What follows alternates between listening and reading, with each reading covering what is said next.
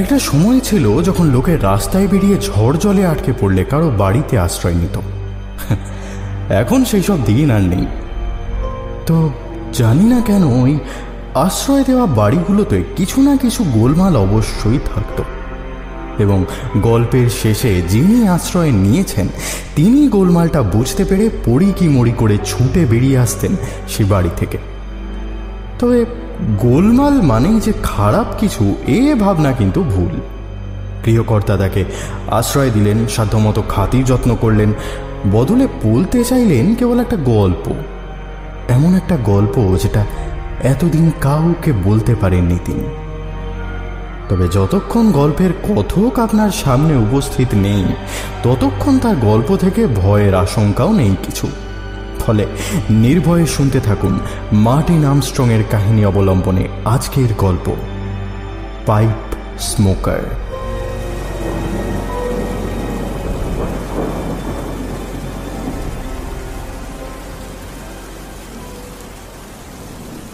বৃষ্টির মধ্যে হাঁটতে এমনিতে খারাপ লাগে না, কিন্তু আজ এই মুষলধারায় বৃষ্টি অসহ্য লাগছে আমার। কারণ এই অবিশ্রান্ত ঠান্ডা জলের ধারার মধ্যে দিয়েই এখনো অন্তত মাইল খানিক যেতে হবে। বুঝলাম ঝড় জল অবজ্ঞা করে আর সামনে এগোনো সম্ভব নয়। অগত্যা সামনে কোথাও একটা মাথা গুঁজবার মতো আশ্রয়ের খোঁজ করলাম। আমি পিচের রাস্তার যেখানে দাঁড়িয়ে আছি তার পাশেই একটা গার্ডেন গেট। তার ভিতরে তাকালে একটা বাড়ি দেখা যাচ্ছে। স্পষ্টভাবে কিছুই দেখা যায় না, শুধু এটুকু বোঝা যায় বাড়িটা ফাঁকা, সমস্ত জানলাই বন্ধ।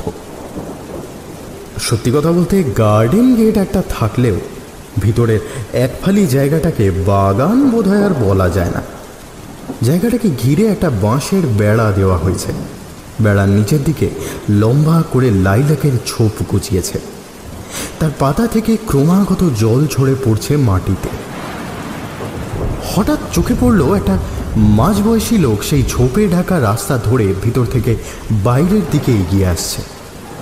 হাবভাব দেখে মনে হলো বিশেষ কোনো জায়গায় যাওয়ার উদ্দেশ্য নেই তার, যেন বৃষ্টিতে ভেজার জন্যই কেবল বেরিয়েছে বাড়ি থেকে। লোকটার গায়ে পাদ্রীর পোশাক, মাথায় খয়েরি চুলের মাঝে একটা ছোটোখাটো টাক, মুখে দাড়ি কিংবা গোঁফের চিহ্ন নেই। ভদ্রলোক আর একটু কাছে এগিয়ে আসতে গলা তুলে বললাম, দাদা শুনছেন, ভিতরে আসবো একটু? আমার গলা শুনে একটু চমকে উঠল লোকটা। তারপর অল্প হেসে বলল, কেন বলুন তো? আমি অবাক হলাম। এত বৃষ্টির মধ্যে একটা অচেনা লোক ভিতরে আসতে চাইছে, মানে তার আশ্রয় দরকার। এটুকু বোধ তো একটা বাচ্চারও থাকে। অপ্রস্তুত হয়ে বললাম, মানে এই বৃষ্টির হাত থেকে মাথা গোজার জন্য একটু। মনে হলো এতক্ষণ যেন লোকটা বুঝতেই পারেনি যে বৃষ্টি পড়ছে। সামনে নিয়ে বলল, ও বৃষ্টি, আসুন না। বাগানের গেটটা খুলে ঝোপের রাস্তার উপর এসে পড়লাম আমি। লোকটা এতক্ষণে বাড়ির দরজার দিকে এগিয়ে গেছে। ধীর পায়ে তাকে অনুসরণ করলাম। দরজা খুলে বাড়ির ভিতরে আসতে একটা ছোট হল ঘর চোখে পড়ল। লোকটা আমার দিকে চেয়ে একটু লাজুক হাসি হেসে বলল, বুঝতেই পারছেন বাড়িটার অবস্থা খুব একটা ভালো নয়। যাকে এই বাঁদিকে আসুন। ভিতরের ঘরটা বেশ বড় সড়ো। সবার আগে জানলাটা চোখে পড়ে। ধনুকের ভাঁজের মতো 5 ভাগে ভাগ করা জানলা, যেন দুটোর বদলে 5টা পাল্লা। বাকি ঘরে আর তেমন কিছু নেই। ঘরের মাঝ বরাবর একটা চেয়ার টেবিল রাখা আছে। তার থেকে খানিক দূরে এক কোণে আর একটা টেবিলের উপর মোমবাতি জ্বলছে। চেয়ারটা দেখিয়ে দিলেন ভদ্রলোক। এখানে বসুন। খেয়াল করলাম লোকটা কিন্তু নিচে বসল না। জানলাটার কাছে দাঁড়িয়ে এক দৃষ্টিতে বৃষ্টির জলে ভেসে যাওয়া বাগানের দিকে চেয়ে রইল। আমি আলাপ জমানোর চেষ্টা করলাম, এত বৃষ্টির মধ্যে বাইরে ঘুরছিলেন যে, ঠান্ডা লাগার ভয় নেই? অদ্ভুতভাবে আমার দিকে ফিরে দাঁড়ালো লোকটা। মনে হলো ঘাড়টা ঘোরাতে পারেন না বলে গোটা শরীরটাকে আমার দিকে ফেরালেন। স্পন্ডিলাইটিস আছে নাকি? নরম স্বরে বললেন, আসলে অভিনব, খেয়ালই করিনি যে বৃষ্টি হচ্ছে। কথাটা ভালো করে বুঝতে পারলাম না, তাও কথা বাড়ালাম না। বললাম, আপনার জামা কাপড় তো ভিজে গেছে একেবারে, পাল্টে নিতে পারতেন তো। পাল্টে? কি যেন একটা বলতে গিয়ে থমকে গেল লোকটা। কথা বদলে নিয়ে বলল, আরে না না, ভিজে গেছে যখন আবার শুকিয়েও যাবে। ঘরের ভিতরে তো আর বৃষ্টি হচ্ছে না। আমি আর কিছু বললাম না। লোকটার কথাবার্তা কেমন যেন অদ্ভুত। কয়েক সেকেন্ড চুপ করে থাকতে সে আমার কাছে এগিয়ে এসে নিজে থেকেই বলল,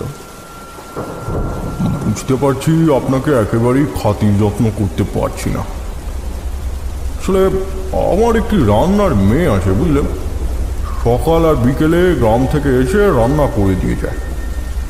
সে যতক্ষণ না থাকে ততক্ষণ আমি অসহায়। আপনি চাইলে রান্নাঘরে ঢুকে নিজেই এক কাপ চা। না না, ওসবের কি দরকার আবার? একটা সিগারেট বরঞ্চ। লোকটা আবার লজ্জায় গলে পড়ল। আমি সিগারেট খাই না, পাইপ খাই শুধু। আমার আগে যিনি এই বাড়িতে থাকতেন তিনি সিগারেট খেতেন। কথাটা বলে পকেট থেকে পাইপ বের করে তার ভিতর তামাক ভরতে লাগলেন ভদ্রলোক। এতক্ষণে খানিকটা সহজ হয়েছে আমি, তবে লোকটার হাবভাব দেখে বুঝতে পেরেছি কথাবার্তা যা বলার আমাকেই বলতে হবে। ঘরের চারিদিক দেখতে দেখতে বললাম, আপনি এখানে কদিন হলো আছেন? লোকটার দৃষ্টি আবার বাগানের দিকে হারিয়ে গেছিল। মুখ ফিরিয়ে বলল, বেশি দিন হবে না, এই ধরুন বছর খানেক। তার আগে অন্য একজন থাকতেন, মাস সাথে হলো মারা গেছে। সব আপনার এসব বিশ্বাস হচ্ছে না, তাই না? আচমকা প্রশ্নটায় আমি হকচকিয়ে গেছিলাম। অবাক হয়ে বললাম, হে বাবা, বিশ্বাস না করার কি আছে এতে? হঠাৎ আমার হাতের উপর হাত রাখলো লোকটা, পরম আত্মীয়ের মতো গলায় বলল, আসলে আপনি প্রথম আমার কথা বিশ্বাস করলেন। আপনাকে যে কি বলে ধন্যবাদ দেব। এবার একটু অস্বস্তি শুরু হলো আমার। হাতটা সরিয়ে নিলাম। ভদ্রলোক কিন্তু আগের মতোই নরম গলায় বলে চললেন, আমার আগে যিনি এখানে থাকতেন তিনি বাড়িটা পেয়েছিলেন এক খুড়তুতো দাদার থেকে। ভদ্রলোক পাদ্রী ছিলেন। আপনার মতোই? আমার মতো। আবার যেন উদাস হয়ে গেলেন তিনি। প্রশ্নটার উত্তর না দিয়ে হুট করে অন্য একটা প্রশ্ন করে বসলেন। আচ্ছা, এই যে লোকে বলে মৃত্যুর আগে অপরাধ স্বীকার করলে মানুষের পাপ কমে যায়, এতে আপনি বিশ্বাস করেন? হ্যাঁ, না করার কি আছে? আমি আমতা আমতা করলাম। আমারও কিছু স্বীকার করার আছে। একটা পাপ করেছি আমি, ভীষণ বড় একটা পাপ। আপনি শুনবেন? জানি না কেন আমার ভিতরের অস্বস্তিটা ধীরে ধীরে বেড়ে চলেছে। লোকটা এখন ভীষণ কাছে এসে দাঁড়িয়েছে, ফিস ফিস করে কথা বলছে। ইচ্ছা করলো এক ধাক্কায় তাকে দূরে সরিয়ে দিতে। বললাম, শুনতে আমার আর আপত্তির কি আছে, কিন্তু আপনি দাঁড়িয়ে আছেন কেন? বসুন না। টেবিলের পাশে রাখা চেয়ারটা একবার দেখে নিয়ে তার উপর বসে পড়ল লোকটা। কথা বলার আগে ঘরের দরজা জানলার উপরে আর একবার দৃষ্টি বুলিয়ে নিল। তারপর মুখের পাইপটা টেবিলের উপরে রাখল। আমার চোখের দিকে চেয়ে বলল, একটা খুন করেছি। কথাটা শুনে খানিকটা ভয় যে আমার লাগেনি তা নয়, কিন্তু এতক্ষণ লোকটার কথাবার্তার ধরন দেখে তার মাথায় খানিকটা ছিট আছে বলে মনে হয়েছে আমার। রুদ্ধশ্বাসে তার দিকে চেয়ে রইলাম। মনে হলো সে যেন আমার থেকে প্রাথমিক কিছু প্রতিক্রিয়ার অপেক্ষা করছে। কি বলবো বুঝতে না পেরে বললাম, ও আচ্ছা, এই আপনার গোপন কথা? লোকটা হালকা চাপড় মারল টেবিলের উপর। হ্যাঁ, এইটাই তাড়িয়ে বেড়াচ্ছে আমাকে। আপনাকে আমি সব বলতে চাই, সব। হ্যাঁ বেশ, তো বলুন। গলাটা একবার পরিষ্কার করে নিয়ে বলতে শুরু করলেন ভদ্রলোক। আমার আগে যিনি এ বাড়িতে থাকতেন তার নাম ছিল মিস্টার ব্যাক্সটার। আগেই বলেছি, খুড়তুতো দাদার করে যাওয়া উইলে এই বাড়িটা ওর হাতে আসে। তবে আসবাবপত্র তেমন কিছু পাননি, ফলে নিজের খরচে কিছু আসবাব কেনেন ব্যাক্সটার। বাড়ির নির্জনতাটা পছন্দ হয় তার। তবে বাড়িতে যে কিছু একটা গোলমাল আছে সেটা কদিন পরেই বুঝতে পারেন। গোলমাল বলতে? আগের থেকে আরো বেশি উদাস দেখালো লোকটাকে।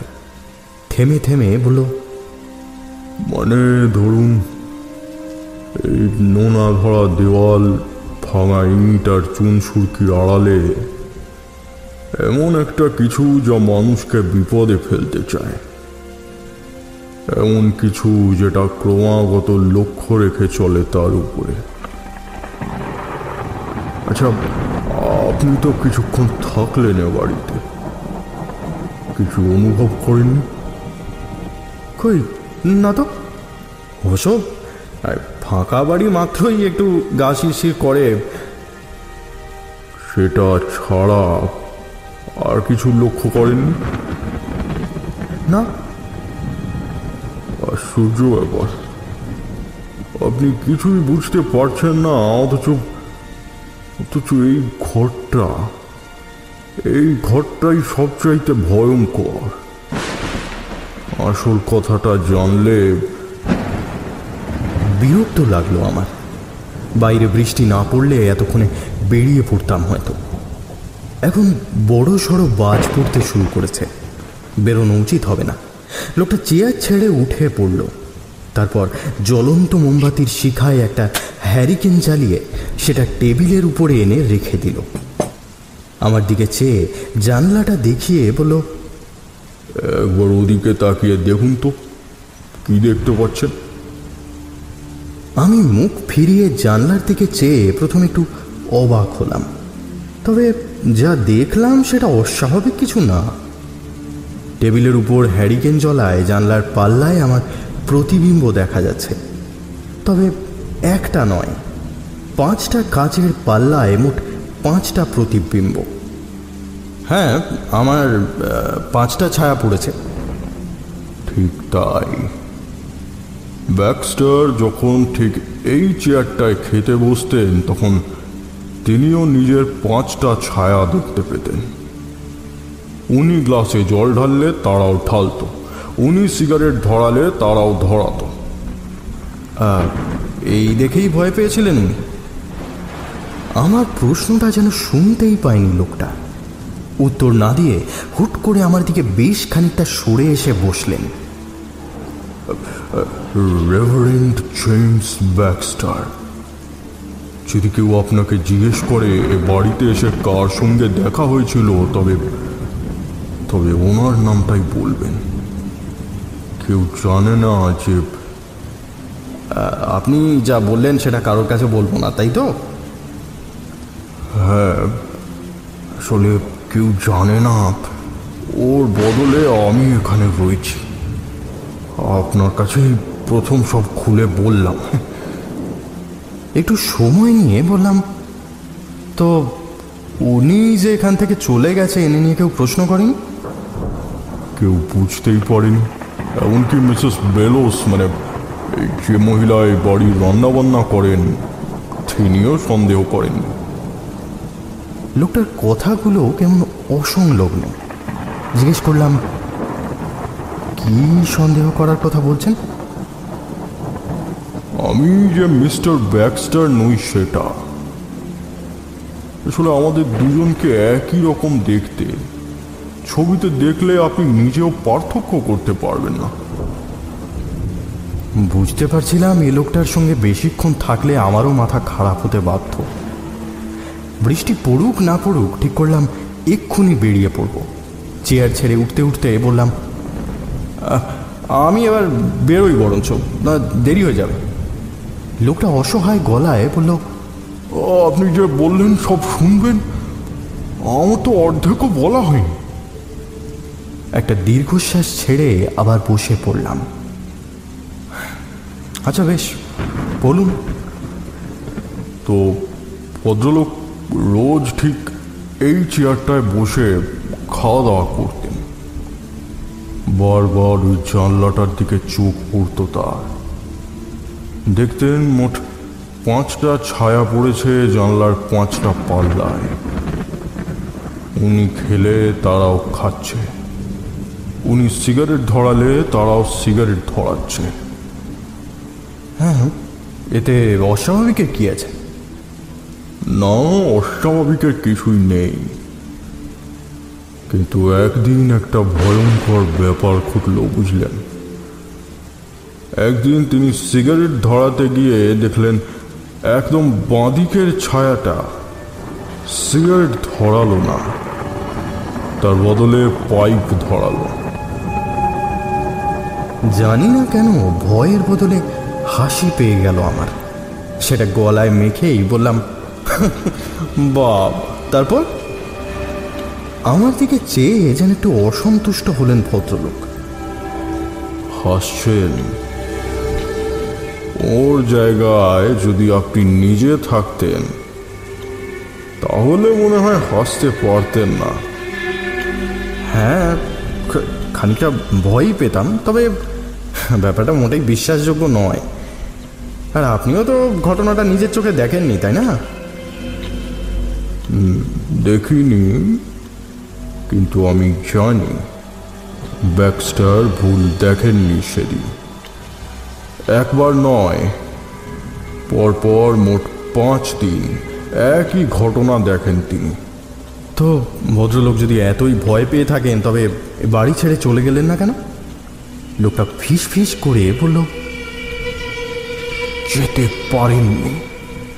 ভয়ের সঙ্গে সঙ্গে একটা চাপা কৌতূহল আটকে রেখেছিল তাকে।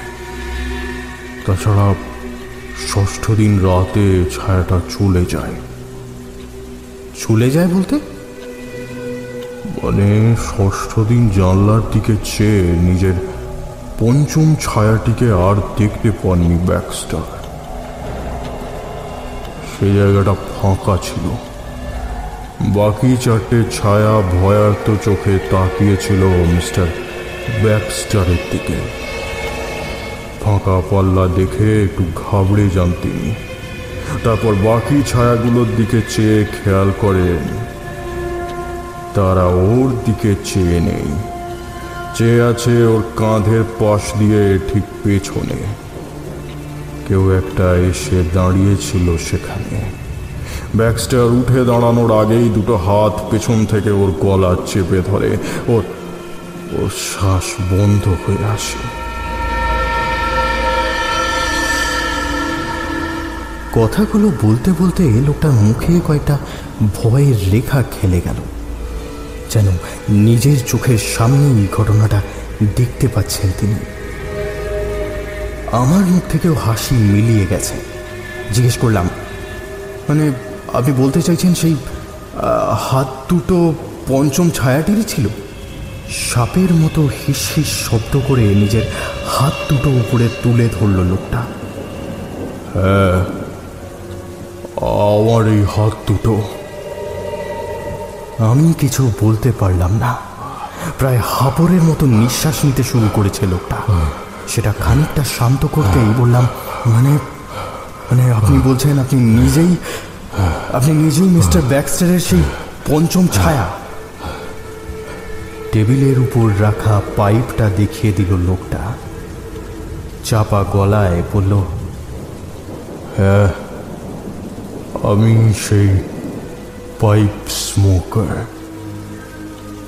এই গুলতাপি আর সহ্য হচ্ছিল না। উঠে দাঁড়ালাম। কে যেন অদৃশ্য শক্তিতে আমাকে ঠেলে দিচ্ছে দরজার দিকে, কিন্তু বিবেক বাধা দিল।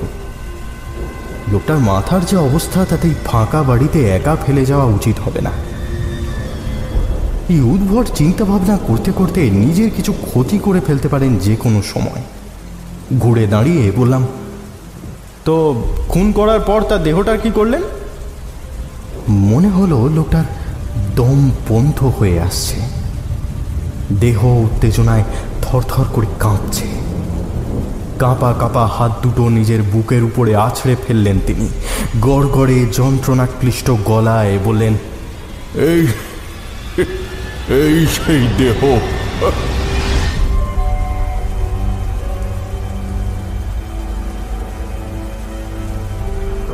মার্টিন আর্মস্ট্রং এই গল্পটা লেখেন 1930 নাগাদ। সে সময় ইউটিউব এবং তার কমেন্ট সেকশন ছিল না, ফলে লেখককে গল্পের ক্লাইম্যাক্স বিশ্লেষণ করতে হয়নি। এটুকু বোঝা যায়, মিস্টার ব্যাক্সটারের পঞ্চম ছায়াটা পাল্লা থেকে বেরিয়ে এসে তাকে হত্যা করে এবং তার শাস্তি হিসেবে মিস্টার ব্যাক্সটারের শরীরের ভিতরে ঢুকে পড়তে হয় তাকে। কিন্তু সে কি করে বেরিয়ে এলো, কেনই বা হত্যা করলো, কেনই বা ব্যাক্সটারের শরীরে ঢুকে পড়তে হলো, এই প্রশ্নের উত্তর আমাদের কাছে নেই।